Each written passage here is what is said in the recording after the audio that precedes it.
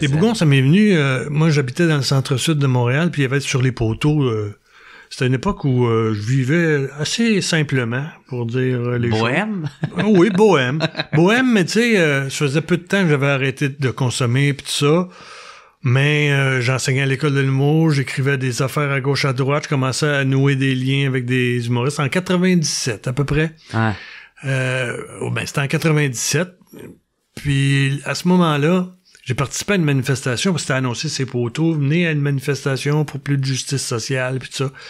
Puis j'étais bien partant pour ça, puis j'ai été participer à une manifestation qui a eu lieu au Reine-Élisabeth, où nous, les pauvres, nous sommes emparés des plats dans le buffet et on a amené ça sur le trottoir pour dire que de la nourriture, il y en a pour tout le monde, puis solidarité. Et on a tous été embarqués par la police. Ah. Les 300 manifestants, puis c'était pas juste du monde comme moi, il y avait aussi des parents avec leurs enfants, des personnes plus âgées. Tout le monde a été embarqué dans des paniers à salade, puis comme s'ils voulaient donné un grand coup, faire peur aux gens qui voulaient manifester pour plus de justice sociale, pour leur enlever le goût de remanifester à nouveau. Mm-hmm. Fait qu'on s'est retrouvés en prison, puis tout ça. J'ai trouvé ça extrêmement vache de la part des autorités. Puis à partir de ce moment-là, je me suis dit, ces gens-là que je côtoyais dans cette manifestation-là, puis dans le quartier où j'habitais, je me suis dit, je vais en faire des héros à un moment donné. Fait que l'idée est née de là, de prendre ce qu'on appelait des BS, mais que ça soit plus des victimes ou que ça soit pas des losers, que ça soit eux autres qui aient le gros bout du bâton contre le système de merde. Fait que c'est devenu un projet anti-système en glorifiant des gens qu'on pense plus faibles ou plus désœuvrés, mais qui en profitent encore plus que les trous de cul. Ouais, c'est ça. Mais ils en profitent jamais autant que tous ceux qui s'en mettent plein poche, on se mentira pas. Fait que j'ai développé un projet comme ça qui a été à l'origine développé dans une maison de production qui l'a proposé à TQS, qui se voulait le mouton noir de la télévision. Ouais. Et le mouton noir, ils trouvaient ça trop subversif comme projet, fait que ils se sont pas montrés intéressés. À la même époque, il faut savoir que je travaillais sur les mecs comiques, l'émission de télé Les mecs comiques avec Louis. Louis commençait à sortir avec Véro, qui jouait dans un musical qui était produit par Fabienne, puis Louis était déjà pas mal Monsieur Contact. Et puis il a jasé avec Fabienne, puis à un moment donné, il est arrivé à une réunion des mecs comiques et c'est lui qui m'a suggéré, il savait que ce projet-là existait, puis il m'a dit, tu devrais l'envoyer à Fabienne, d'après moi, ça devrait l'intéresser. Puis moi, ça me serait pas passé par la tête parce que pour moi, Fabienne Larouche, oui, elle avait commencé à produire la télévision, mais elle produisait ce qu'elle écrivait elle-même. Mais bon, ça m'engageait à rien. Fait que j'ai écrit ça dans le fax, puis on a envoyé ça, là. Puis elle a lu ça, puis tout de suite après, le lendemain, Radio-Canada avait dit oui. Mais tu sais, avec Fabienne Larouche, les choses se passent très, très vite. Ouais, c'est ça. Ouais. Fait que je me suis mis à l'écriture de ça, puis après 3 scénarios, je me suis dit... tu sais, moi j'aide des humoristes, des gens. Je me suis dit, moi, si j'aurais peut-être besoin d'aide, fait que j'en ai parlé à Jean-François Mercier. Mm-hmm. Jean-François écrivait déjà sur les mecs comiques, il avait écrit plein de bons sketchs pour un gars, une fille, puis tout ça. Puis Jean-François a lu les premiers scénarios en disant, mais là, tu travailles pour rien, ça se retrouvera jamais à la télévision, ça, là. Parce qu'il commence à avoir l'expérience de la télévision. J'ai dit, qu'est-ce que tu fais? Ça a l'air que ça marche. Puis Fabienne Larouche a dit que Radio-Canada n'a pas dit un mot sur les textes, fait que Jean-François m'a donné un coup de pouce pour la première saison, comme ça. Puis toi, t'avais quoi déjà d'écrit? C'était-tu juste un épisode pilote? J'avais 3 scénarios de fait. Puis, parce que j'avais pas de script éditeur nécessairement, parce que Fabienne Larouche, elle a bien des qualités, mais elle était occupée à tabarnak. Ouais. Fait que j'avais pas quelqu'un qui était dédié au scénario comme tel. Fait que je me suis dit, avec Jean-François, j'aurais un 3e œil, puis quelqu'un qui pourrait me donner un coup de pouce. Mm-hmm. Fait que Fabienne était bien d'accord de laisser ça parce qu'elle était prise sur Fortier puis Virginie à ce moment-là. Puis Jean-François est venu me donner un coup de pouce puis il a été tellement aidant que pour la 2e saison, on l'a coécrit ensemble. Parce que tu sais, t'écris une première saison de 13 épisodes en 1 an et demi. Puis après ça, t'as genre 7 mois pour écrire. On a écrit 24 épisodes pour la 2e saison. Mm-hmm. En 7 mois, regarde, faut pas faire ça tout seul. Et comme Jean-François avait suivi le processus pendant toute la première saison, on a écrit ensemble la 2e saison, puis la 3e saison. Puis du moment à ce que ça sorte à la télé, est-ce que ça a beaucoup changé, tu sais, de la façon que tu voyais ça? Parce que je sais que j'ai entendu Jean-François dire que au début, celui qui fait le Antoine Bertrand, ben, il s'était pas supposé être lui, c'était supposé, tu sais, le personnage, il se voyait plus mince. Moi, je voyais Louis-José Hood. Je commençais à travailler sur le premier one-man show de Louis-José. Puis j'aimais beaucoup l'énergie de Louis-José, tu sais, qu'il était comme un petit amia nerveux, puis néré, tu sais. Fait que je voyais Junior, Bougon. C'est ça, Junior, ouais. Petit, néré, pas plus brillant là, que Antoine l'a joué, mais plus un petit nerveux, un petit... Puis, mais sans...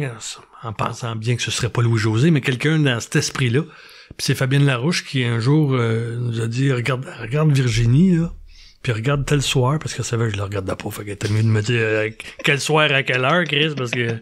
Et j'ai vu Antoine Bertrand jouer dans Virginie, parce qu'il commençait dans Virginie.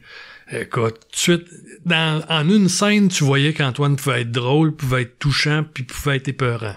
Fait que c'était parfait. C'est là ça t'a parlé. Ah oui. Okay. Puis on va se le dire, un personnage bien enrobé, que ça ne gêne pas du tout, puis qui est bien dans sa peau. Quand t'écris de l'humour, ça facilite les choses. OK, ouais. Puis y a-tu d'autres affaires de même que ça a changé en cours de route par le temps que ça soit sorti? Ben écoute, je te dirais que on pensait pas un jour changer le sexe de Mao. Mais les journaux avaient annoncé, le Journal de Montréal, après la 3e semaine, il avait titré quelque chose comme le petit chinois, c'est une chinoise ou quelque chose comme ça, parce que c'est Rosalie Jacques qui jouait un petit garçon d'origine asiatique. Fait que parce qu'elle était encore jeune, Rosalie, à ce moment-là, on va lui donner un petit coup de pouce à la fin de la première saison. On révèle que c'est une fille. Comme ça, elle a pu être fille dans les épisodes suivants, dans les saisons suivantes. Mais c'est des choses, t'as pas beaucoup de contrôle là-dessus. Là. Puis toi, en écrivant cette série-là, est-ce que t'étais déjà convaincu du succès que ça allait avoir? Pendant tout le temps où on écrit, et Jean-François te l'a certainement dit, on était sûr que ça irait pas jusqu'en ondes. On était sûr que ça serait pas tourné. Quand ça a été tourné puis qu'on a vu les images, parce que là tu l'as dans la face, là, de quoi ça a l'air. Là, ça existe. Là, ça existe, puis c'est ça, là. Là, on est encore plus sûr que ça se rendrait pas en ondes. Et une fois que ça a été en ondes, on était sûr que ça allait débarquer des ondes. Puis finalement, c'est resté. Parce que Jean-François et moi, en plus, on avait travaillé sur une émission qui s'appelait Dieu reçoit. Dieu reçoit, c'était Claude Legault qui jouait le personnage de Dieu. C'était un concept de Claude et Pierre-Yves Bernard. Puis t'avais Claude qui jouait Dieu. Puis écoute, après une émission, il y avait eu tellement de plaintes à TQS que ça avait été retiré des ondes ou ben non, pitché genre à 23h en fin de soirée, sans publicité, parce qu'il y avait eu trop de plaintes, il avait perdu des commanditaires, puis tout le monde s'était... Écoute, on rit pas de Dieu. C'est Dieu, il faut pas rire de ça. C'est qu'on s'en calisse. Ouais, je le dirais pareil. Fait que Jean-François et moi qui avions vécu cet événement-là, ben, on n'aurait pas été surpris là, qu'à un moment donné, Radio-Canada nous dise écoutez, finalement, on va enlever ça des ondes. Puis non, ça a été un succès. On a eu des pics de fou. C'est sûr qu'il y a des gens qui sont venus voir par curiosité, voir c'est quoi de ce dont tout le monde parle. Mais on s'est rétabli à une moyenne... très, très appréciable. Puis très élevé. Moi, je me souviens, mon dentiste m'avait dit à cette heure, ce soir-là, je ferme plus tôt, puis de toute façon, il y a personne qui va avoir un rendez-vous pendant un bougon. Fait que moi aussi, fait que je ferme le... Ah, là, il ferme la boutique. Il ferme le cabinet. Mais ça me rappelait aussi quand j'étais jeune, moi je travaillais chez Steinberg. Steinberg, c'est une vieille épicerie genre métro IGA. Je travaillais là quand j'étais étudiant, dans le temps de lancer compte, là, les jeudis soirs de lancer compte, là.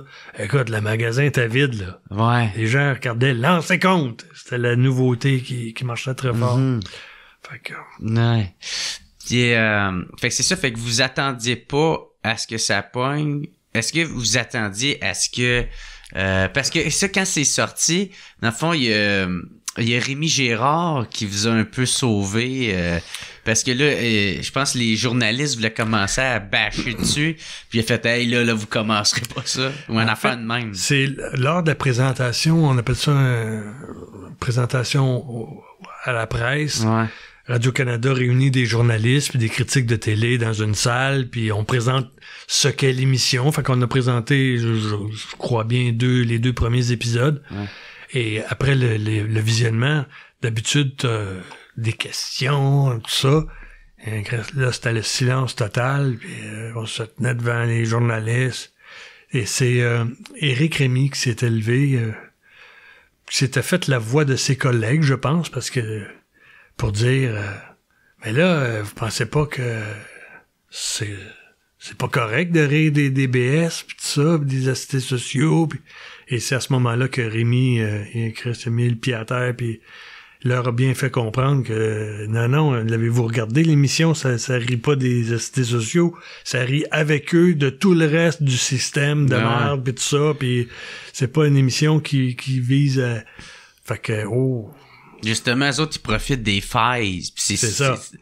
C'est ça que ça dénonce dans le fond. Ils profitent des petites failles parce que rapidement, ça a peut-être aidé, tu sais, tu choisis pas quand tu lances une émission de télé, là, les étoiles étaient très alignées.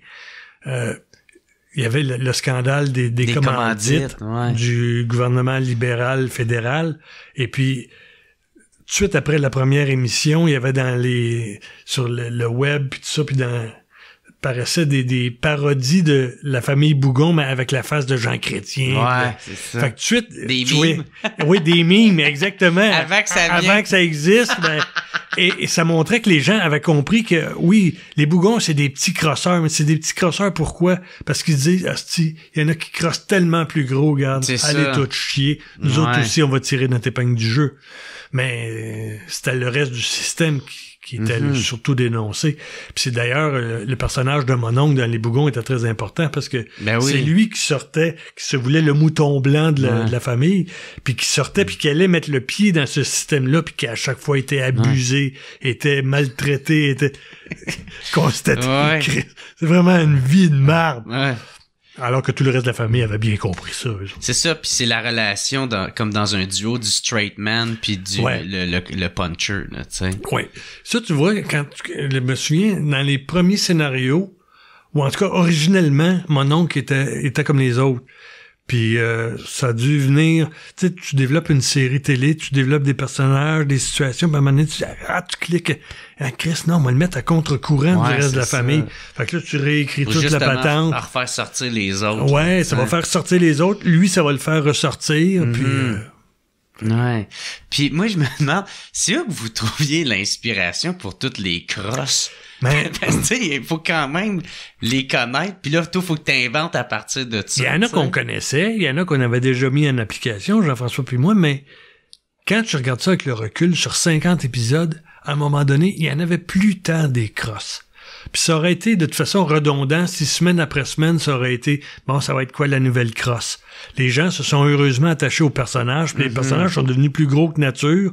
Fait que tu sais, Junior s'est fait une blonde, mon oncle a voulu se suicider, puis il est parti de la maison pour essayer de marcher par lui-même dans la vie, puis fait que les gens s'intéressaient aux personnages, puis les regardaient vivre dans notre monde de marde, dans notre monde misérable, dans ce système pourri.